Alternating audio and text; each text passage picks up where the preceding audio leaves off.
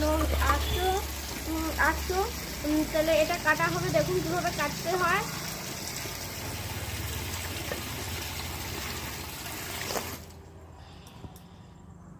দেখি কত বড় দেখাচ্ছে মাছটা।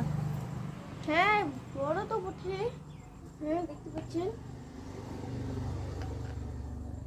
এই তো মাছটা বড় ওঠে। এটা খেতেও অনেক টেস্টি হয়েছে। দেখি এটা খেতেও অনেক টেস্টি। দেখুন এবার কিভাবে কাটতে হয় দেখে নিন। এই তো মাথার কাছে শুনতে পাবে। মনে হচ্ছে মাছটাতে তেল বেরোবে, আমার যেটা মনে হচ্ছে, আবার নাও বেরোতে পারে, তাও বললাম। প্রথমে মাছটাকে বটিল দিয়ে কেটে নিতে হবে আমার আঁচগুলো। প্রথমে আমার মাছের আঁচগুলো কেটে নিতে হবে। কাটার আগে ওখানে একটু পাতা নিলাম যাতে আঁচগুলো খেতে সুবিধা হয়। দিয়ে আঁচটা ছাড়ানো হচ্ছে, আঁশগুলো ছাড়ানো বাদে কাটা হবে, দেখতে পাবেন। ছেড়ে দিস না কই। হ্যাঁ, আর এই চ্যানেলটা সাবস্ক্রাইব করতে ভুলে যাবেন না। Like comment share and subscribe please, এটাই আমাদের রিকোয়েস্ট। আপনারা যত করে শেয়ার করুন তত আমি ভালোভাবে ভিডিও করতে পারি। পরের দিন আপনারা যেটা চাইবেন, পরের দিন ভেবেছি যে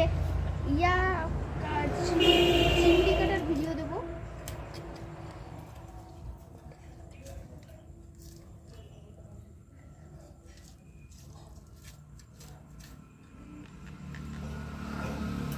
এনে ভালো ছুলে, হ্যাঁ ছুরির থেকেও নারকেল কুড়াগুলো আছে না, ওইটা আরো ভালো ছুলে।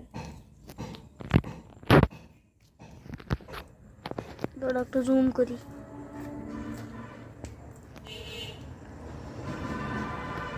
মাছের মুখ দেখা যাচ্ছে না, মাছের মুখটা দেখো, মাছের মুখ দেখো। কাতলা মাছ হবে না, এইটুকু তো দেখা তো, কারণ কাতলা মাছের মুড়েই তো ওজনটা খাইলে। এটা রুইটা অনেক পিস হবে, কিন্তু কাতলায় তো পিস হবে না।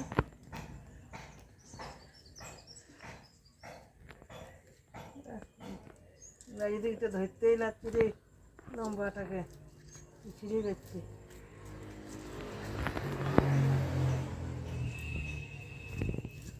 একটু মোটা হলে ধরা যেত ভালো, বলো লম্বা।